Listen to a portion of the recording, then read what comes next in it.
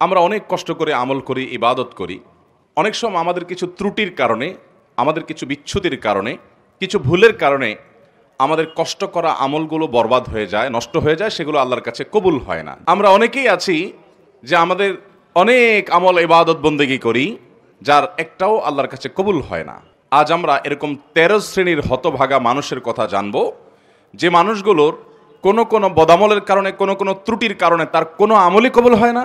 আবার অনেকের সুনির্দিষ্ট কোনো ত্রুটির কারণে ওই ত্রুটি সংশ্লিষ্ট আমলটা ওইটা আল্লাহর কাছে কবুল হয় না। কারা সেই হতভাগা যাদের সে আমল ইবাদত কষ্ট করে করা নেকামল সেটা আল্লাহ তাআলার কাছে গ্রহণযোগ্য হয় না? এর মধ্যে সর্বপ্রথম যে শ্রেণী মানুষের কথা আমরা বলবো তারা হলো কুফর এবং শিরকে যারা লিপ্ত। কিসে লিপ্ত?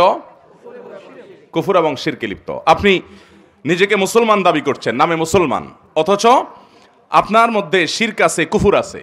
তো এরকম যদি হয় তাহলে শিরক এবং কুফরে থাকা ব্যক্তি, এই ব্যক্তি যত নেকামল করুক, সে নিজেকে মুসলমান মনে করছে, হয়তো তিনি 5 ওয়াক্ত নামাজও পড়েন, কিন্তু তার মধ্যে যদি শিরকে আকবর থাকে, কোন শিরিক থাকে, মানে বড় শিরিক, যে শিরকটার কারণে মানুষ ইসলাম থেকে খারিজ হয়ে যায়, তার মধ্যে যদি কুফরই থাকে যেটার কারণে মানুষ ইসলাম থেকে খারিজ হয়ে যায়, তাহলে এই ব্যক্তি নিজেকে যত মুসলমান মনে করুক, আমরা সবাই হয়তো মুসলমান তাকে মনে করি, সে হয়তো মসজিদেও আসে, সে হয়তো নামাজও পড়ে, সে হয়তো হজ উমরা করতেও যায়, অথচ তার কোনো আমল, সে নামাজ পড়ুক, রোজা রাখুক, হজ করুক, জাকাত করুক, দান করুক, সাদাকা করুক, তার কোনো আমল আল্লাহর কাছে গ্রহণযোগ্য হয় না। নাম্বার 2, যারা তাকদীরকে অস্বীকার করে। অনেক মানুষ আছে আমাদের সমাজে, দেখবেন আপনি যখন তাকদীরের কথা বলবেন, আপনি যখন ভাগ্যের কথা বলবেন, আপনি যখন আল্লাহর কাজা এবং ফয়সালার কথা বলবেন, যে আল্লাহর হুকুম, আল্লাহর ফয়সালা হয়েছে তাই এমনটি হয়েছে, বা আল্লাহর যা ফয়সালা হবে তাই হবে, এরকম কথা যখন বলেন, অনেক মানুষ আছে দেখবেন এমন মন্তব্য করেন যেন তিনি এই তাকদীর এর কাজা ফয়সালা এগুলোকে মানে না। আরে রাখ তোর তাকদীর, আমারটা আমি দেখব, আমার ভাগ্য আমাকে নির্ধারণ করতে হবে। নিজের ভাগ্য নিজে নির্ধারণ করার ক্ষমতা পৃথিবীতে কারোর আছে? যদি থাকতো তাহলে পৃথিবীতে কোনো মানুষের কোনো বিপদ হতো। অথবা তাকদীরকে যদি কেউ অস্বীকার করে, তো সে ব্যক্তি সম্পর্কে নবী করিম সাল্লাল্লাহু আলাইহি সাল্লাম বলেছেন যে তার কোনো প্রকার আমল, সে নফল আমল করুক, ফরজ আমল করুক, শারীরিক আমল করুক, আর আর্থিক ইবাদত করুক, এর কোনোটা কবুল হবে না যদি সে তাকদীরকে কি করে? অস্বীকার করে। অতএব আমরা আল্লাহর তাকদীর এবং ফয়সালাকে বিশ্বাস করি কি করি না? আল্লাহর তাকদীর এবং আল্লাহর ইলম, আল্লাহর ফয়সালার বাহিরে পৃথিবীতে একটি পাতাও নড়তে পারে না এবং নড়বেও না। এরপরে 3 নম্বর, যার আমল ইবাদত কবুল হবে না, সে হলো আকুল ওয়ালিদাইন, মা বাবার নাফরমান। এ সম্পর্কে নবী করিম সাল্লাল্লাহু আলাইহি সাল্লামের একটা হাদিস বর্ণিত হয়েছে যে নবী করিম সাল্লাল্লাহু আলাইহি সাল্লাম কয়েক ব্যক্তি সম্পর্কে বলেছেন যে এই কয়েক শ্রেণীর মানুষ, এদের সালাত কবুল হবে না, এদের নামাজ কবুল হবে না, এদের ইবাদত বন্দেগী কবুল হবে না। এর মধ্যে এক ব্যক্তি হলো মা বাবার নাফরমান। আমাদের সমাজে আজকাল অনেক নামাজি ছেলেও পাওয়া যায়, কিন্তু বাবা মাকে সালাম দেয় না। আছে না নাই? বাবা মাকে সালাম দিতে যদি লজ্জা হয়, তাহলে এই লজ্জা কুফুরির অঙ্গ। এই লজ্জা কিসের অঙ্গ ভাই? সব লজ্জা কিন্তু ইমানের অঙ্গ না। যেই লজ্জা আপনাকে হারাম থেকে বাঁচায়, ওইটা হলো ইমানের অঙ্গ। আর যেই লজ্জার কারণে আপনি ভালো কাজ করতে পারেন না, নেকামল করতে পারেন না, জড়তা তৈরি হয়, বুঝবেন এটা শয়তান তৈরি করছে, এটা ইমানের অঙ্গ না, এটা কুফুরির অঙ্গ। ওই লজ্জাকে জয় করতে হবে, সে লজ্জাকে কি করতে হবে? অতএব বাবা মাকে সালাম দেব তো ইনশাআল্লাহ, ভাই বোনকে সালাম দেব তো ইনশাআল্লাহ। অনেক ভাই আছেন আমাদের, তিনি খুব ইনোসেন্ট মানুষ, খুব ভদ্র মানুষ, খুবই সভ্য মানুষ, আখলাকি মানুষ, সবার কাছে ভালো, কিন্তু মা বাবার কাছে আসলে সবচেয়ে বেয়াদব। আছে না নাই? ভাইরা আমার, আমাদের তরুণ প্রজন্মের এরকম দুরবস্থা চলছে আজকাল যে তরুণদেরকে যদি জিজ্ঞাসা করা হয়, আল্লাহর জমিনে চোখ বন্ধ করে কিছু হোক বা না হোক, চুন থেকে নুন খসলেই যাকে ঝাড়ি দেওয়া যায় তার নাম কি? মা। সন্দেহ আছে কোনো? আমাদের যুবকদের কাছে এটা এখন ডাল ভাত হয়ে গেছে না, যে অন্য কোথাও ঝাড়ি না চললেও যাকে ঝাড়ি দেয় তিনি কে? মা। আহা, যে লোকটাকে সবচেয়ে বেশি শ্রদ্ধা করার কথা, যে লোকটা তার কোনো প্রকার কষ্ট হতে পারে এমন কোনো শব্দ পর্যন্ত উচ্চারণ করা নিষিদ্ধ, সে লোকটার সামনে সবচেয়ে বেশি দুর্ব্যবহার। মা বাবার যারা নাফরমানি করে, মা বাবা বলে ডানে যাও, সে যায় বামে। মা বাবা যদি কোনো নির্দেশ করেন এবং সেই নির্দেশ যদি আল্লাহর কোনো নির্দেশের খেলাফ না হয় সরাসরি, তাহলে সেই নির্দেশ মানা সন্তানের জন্য ওয়াজিব। সেটা সন্তানের জন্য মানা কি? আবশ্যক। সেটা না মানলে আপনি গুনাহগার হবেন। অনেক ভাই আছেন, অন্য সব দিক থেকে ভালো, কিন্তু মা বাবার কথা মানেন না, মা বাবার নাফরমানি করেন, মা বাবার বেয়াদবি করেন। আব্দুল্লাহ ইবনে আব্বাস রাদিয়াল্লাহু তাআলা বলেছেন, তুমি তোমার বাবার সামনে জামা ঝাড়া দিয়েছো, এরকম করে জামা ঝাড়া দিয়েছো, ঝাড়া দিয়ে শুধু ধুলা পরিষ্কার করছো, তুমি বেয়াদবের খাতায় নাম লেখাইছো, কারণ তোমার এটা বাবা মার নাফরমানি, হুকুকুল ওয়ালিদাইনের অন্তর্ভুক্ত। ভাইরা আমার, আমাদের শরীরের চামড়া দিয়ে যদি আমরা বাবা মাকে জুতো বানাই দেই, আল্লাহর কসম তারপরও তাদের ঋণ শোধ হবে না। তাদের ঋণ আপনি শোধ করতে পারবেন না। আপনার বাপ অনেক খারাপ, আপনার মা অনেক খারাপ, আপনার কিছু করে না, তারা আপনার আরেক ভাইয়ের দিকে খেয়াল রাখে, আপনার দিকে খেয়াল রাখে না, আপনার শত বিচার থাকতে পারে, শত অভিযোগ থাকতে পারে, শুধু আপনার দুনিয়া আসার কারণ এবং মাধ্যম যে তারা হয়েছেন, এই ঋণটা সারা জীবন আপনি আদায় করে শেষ করতে পারবেন না। আল্লাহ তাআলা আমাদেরকে মা বাবার আনুগত্যকারী, মা বাবার হুকুম মাননেওয়ালা সন্তান হওয়ার তৌফিক দান করুন। মা বাবার অনুগত সন্তান হব তো ইনশাআল্লাহ। বাবা মার সামনে মাথা থাকবে নিচু, ভাইরা মাথা উঁচু হবে না। যদি কখনো জোরে কথা হয়ে যায়, দেরি করবেন না, সাথে সাথে পা জড়িয়ে যেভাবে হোক চোখের পানি ফেলে মাপ চেয়ে নেবেন। আপনার সন্তানদের সামনে, আপনার স্ত্রীর সামনে যদি জোরে কথা বলেন, তো আপনার স্ত্রী সন্তানের সামনে আবার মাপ চাবেন, ঠিক আছে তো ইনশাআল্লাহ? তাদের সামনেই আবার মাপ চাবেন। ভাইরা আমার, মানুষ হিসেবে আমাদের অনেকেরই হয়, আমার আব্বা আম্মার সাথে যদি কখনো আমার জোরে কথা বলা হয়ে গেছে, এরকম মনে হয় যদি আমি কারোর সামনে করেছি, তাদের সামনেই আবার তৎক্ষণাৎ যখন একটু হুঁশ ফিরে আসছে, কি করলাম আমি, সাথে সাথে চোখের পানি ফেলে মাপ চাওয়ার এই অভ্যাস সারা জীবন আমি ধরে রাখছি। 4 নম্বর, দান করে যে খোঁটা দেয় তার ওই দানটা কবুল হয় না। অন্যান্য আমল কবুল হয়, কিন্তু দানের আমলটা কবুল হয় না, যে দান করে কি করে খোঁটা দেয়। আমরা যত মানুষ দান করি, বেশিরভাগ মানুষই দেখবেন, বা একটা বড় অংশ দেখবেন আমাদের সমাজে, যারে দান করছে, বিশেষ করে মানুষের উপকার করলে, এটা আমরা বিভিন্নভাবে ইনিয়ে বিনিয়ে, ইশারা ইঙ্গিতে ঘুরিয়ে ফিরিয়ে বলার চেষ্টা করি। এই রোগটা আমাদের মধ্যে আছে না নাই? আল্লাহ তাআলা কোরআনে কারিমে বলেছেন, নেককার মানুষদের পরিচয় কি? সূরা দাহরের ভিতরে আবরার, মুত্তাকি, জান্নাতি মানুষের বৈশিষ্ট্য, তাদের গুণ, তাদের সিফাত উল্লেখ করতে গিয়ে আল্লাহ বলেছেন, ওয়ায়ুতঈমুনা আত-তাআমা আলা হুব্বিহি মিসকিনাও ওয়া ইয়াতীমাও ওয়া আসীরা। যে নেককার মানুষ হলেন তারা যারা আল্লাহর মহব্বতে মানুষকে খাদ্য দেয়, মিসকিনকে দেয়, বন্দীকে দেয়, এই মানুষগুলোকে দেয়, এবং বলে তারা, লা নুরিদু মিনকুম জাযাআও ওয়ালা শুকুরা ইন্নামা নুতঈমুকুম লিওয়াজহিল্লাহ। তোমাদেরকে যা দিয়েছি আল্লাহর কাছে দিয়ে, আল্লাহর জন্য দিয়েছি, তোমাদের কাছ থেকে প্রতিদানও আশা করি না, ফিডব্যাকও আশা করি না, এমনকি থ্যাঙ্কসও আশা করি না। কি আশা করে না? থ্যাঙ্কসও আশা করে না, মানে স্বীকৃতিরও আশা করে না। আমরা অনেককে উপকার করার পর দেখা যায় সে এটা স্বীকারও করে না। সে যে স্বীকার করে না, এটা তার দোষ। মাল্লাম ইয়াশকুরিন্না আসলাম ইয়াশকুরিল্লাহ। সে স্বীকার না করার কারণে সে গুনাহগার হবে, কিন্তু আপনি স্বীকারের আশা করবেন না। তার স্বীকার দিয়ে আমি কি করব? আমার তো সওয়াব পাওয়া দরকার কার কাছে? আল্লাহর কাছে। যদি সওয়াব পাওয়ার দরকার হয়, আমি কারোর কাছ থেকে কোনো আশা করব? সে আমাকে চিনেও না এমন একটা ভাব ধরে, কোনো অসুবিধা নেই। তার চেনাচেনিতে কি আসবে যাবে? আমার রব যদি জানেন আমি দিয়েছি এবং তিনি যদি এটা সংরক্ষণ করেন, যথেষ্ট। আর কিছু দরকার আছে? এটা হলো দান। এই দানের সওয়াব পাওয়া যাবে। আর দান করে যার দান করছেন তারে আপনি বিভিন্নভাবে খোঁটা দিলেন, খোঁচাখুচি করে দিলেন না, মানুষ সামনে বলে বেড়ালেন, অথবা সে যেন স্বীকৃতি দেয় এটার আশায় বসে থাকলেন, তাহলে আপনার এই আমলের সওয়াব আল্লাহর কাছে পাবেন না। এই দান আল্লাহর কাছে কবুল হবে। আমার দেশে অনেক মানুষ আছে মসজিদ মাদ্রাসায় দান করে, কিন্তু উনি আশা করে ওনার নামটা মাইকে হুজুর জোর করে বলে দেখ। আছে না নাই? যদি তার উদ্দেশ্য থাকে যে আমারটা শুনে আমার আরেক বন্ধু দিবে, আরেকজন দিবে, উৎসাহিত করবো অন্যদেরকে, তাহলে ঠিক আছে, সেটা হলে জায়েজ আছে। কারণ আল্লাহ তাআলা কোরআনে কারিমে বলেছেন যে ইন তুখফুস সাদাকাত ফানিআম্মা হিয়া। তার আগে অংশটা কি? ইন তুবদুস সাদাকাতি ফানিআম্মা হিয়া ওয়া ইন তুখফুহা ওয়া তুতুহাল ফুকারা ইলা আখিল আয়া। যদি দান প্রকাশ্যে করো, অর্থাৎ অন্যকে উৎসাহিত করার উদ্দেশ্যে, তাহলে তো অনেক ভালো। আর যদি গোপনে করো, যাতে করে তোমার ইখলাসের কোনো ঘাটতি না হয়, তো সেই দানেরও আল্লাহ তাআলা প্রশংসা করেছেন। এটা নিয়তের উপর নির্ভর করবে। আমি যখন ঢাকা এক মসজিদে নামাজ পড়াই, 2002-03 সন এরকম সময় হবে, তখন আমার এক মুসল্লি মসজিদের, ওই আল্লাহর, তাহলে ভাই যাদের আমল কবুল হয় না, সে মানুষগুলোর 4 নম্বর মানুষ বলেছি, যারা দান করে মানুষকে খোঁটা দেয়, তাদের অন্যান্য আমল কবুল হয়, কিন্তু দানের আমলটা কবুল হয় না।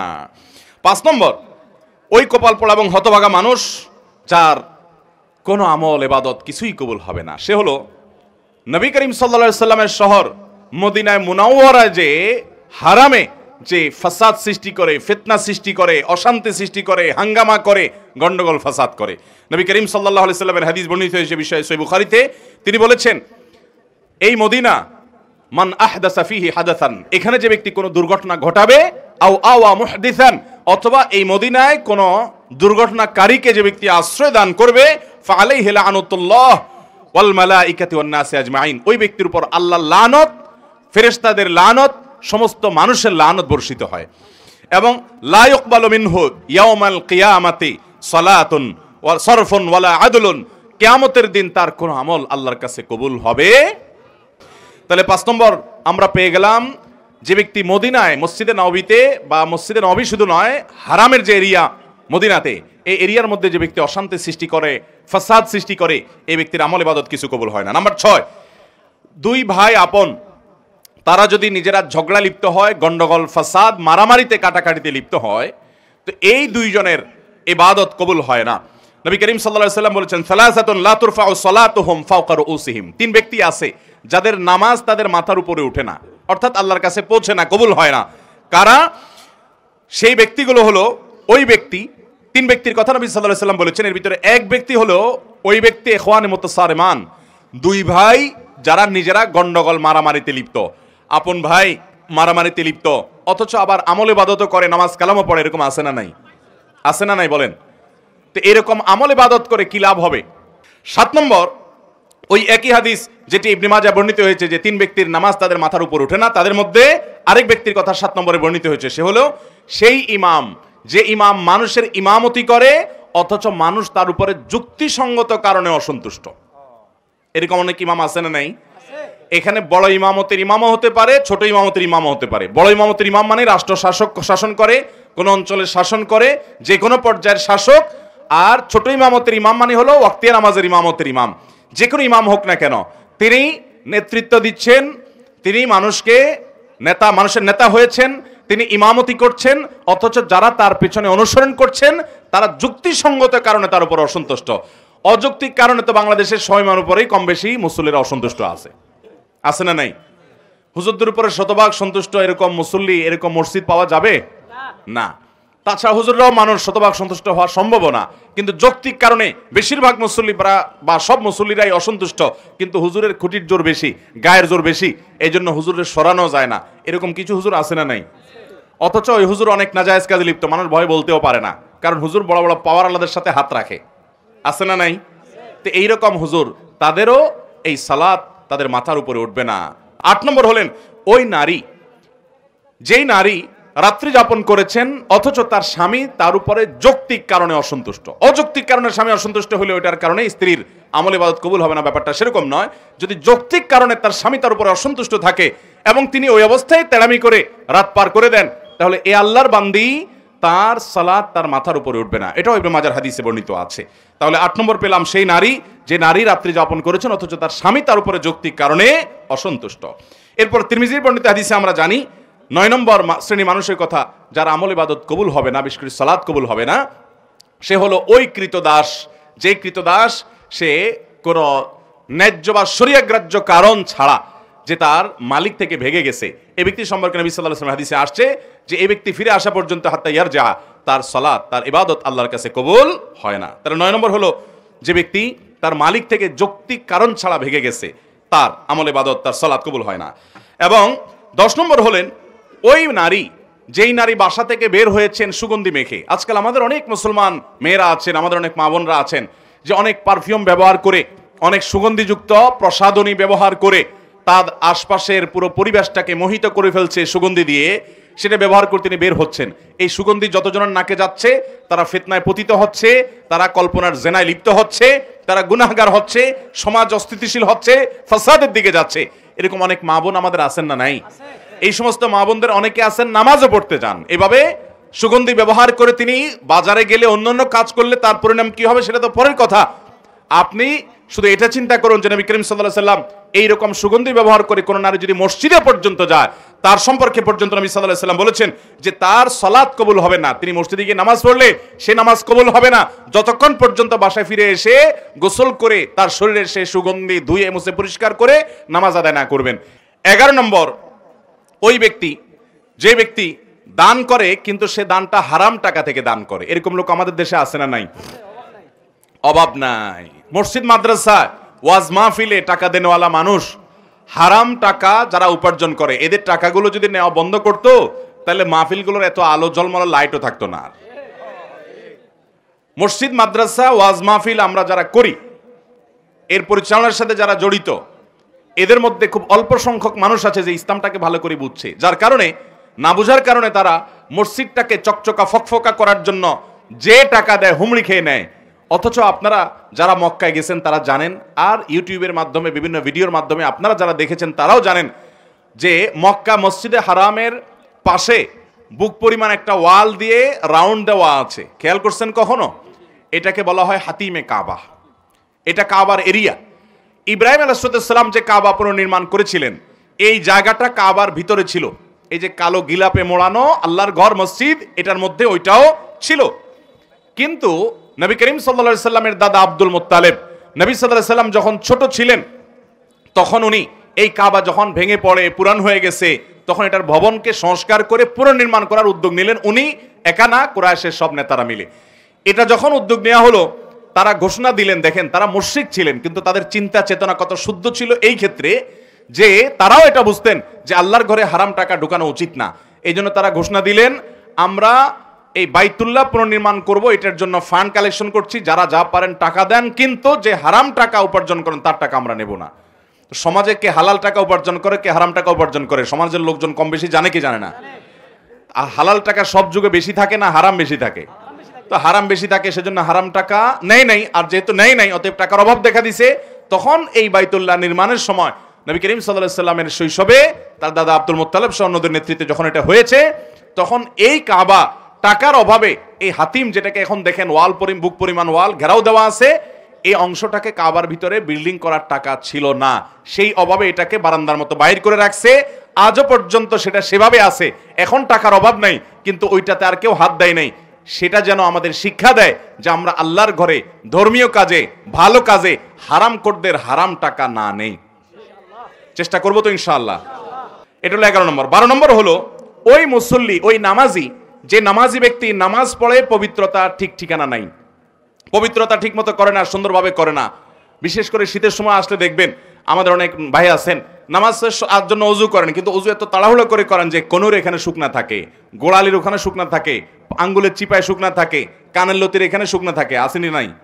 নবী করিম সাল্লাল্লাহু আলাইহি সাল্লাম বলেছেন, ওয়াইলুল লিল আকাব মিনান নার, তোমাদের পায়ের গিরা গোড়ালি এগুলোকে জাহান্নামের আগুন থেকে বাঁচাও। তার মানে কি? ভালো করে ডলে ডলে ধুয়ে তারপরে অজুকে পূর্ণাঙ্গ করো। অজুর যত নির্দেশ আছে ওলামায়ে কেরাম বলতে পারবেন, অজু সম্পর্কিত যত নির্দেশ নবী করিম সাল্লাল্লাহু আলাইহি সাল্লামের আছে, তার সবগুলাতে একটা শব্দ আছে, সেটা হলো ইসবাগুল ওযু, আসবিগুল ওযু। তার মানে আকমিলুল ওযু, অর্থাৎ অজুকে পরিপূর্ণভাবে করো, উত্তম রূপে করো, ভালোভাবে করো। অজু ভালোভাবে করার মানে এই না যে পানি এক বালতি খরচ করেন, পানি খরচ করবেন কম, কিন্তু কোনো জায়গায় শুকনা থাকতে পারবে না, ভালো করে ডলে দিতে হবে। 13 নম্বর এবং সর্বশেষ হলো, যেই নারী নামাজ পড়ে, প্রাপ্তবয়স্কা নারী, অথচ তার মাথায় ওড়না নাই যেভাবে ওড়না দেওয়া দরকার, অর্থাৎ নামাজের জন্য যতটুকু সতর ঢাকা দরকার ততটুকু যদি ঢাকা না থাকে, তাহলে তারও কি হবে না? ওই নামাজ কবুল হবে না। তিরমিজি হাদিসে আসছে, নবী করিম সাল্লাল্লাহু আলাইহি সাল্লাম বলেছেন, লা তুকবালু সালাতু হাইদিন ইল্লা বিল খিমার। একজন প্রাপ্তবয়স্কা নারী তিনি খিমার অর্থাৎ ওড়না ছাড়া, অর্থাৎ সতর পরিপূর্ণভাবে ঢাকা ছাড়া নামাজ পড়লে নামাজ হবে না।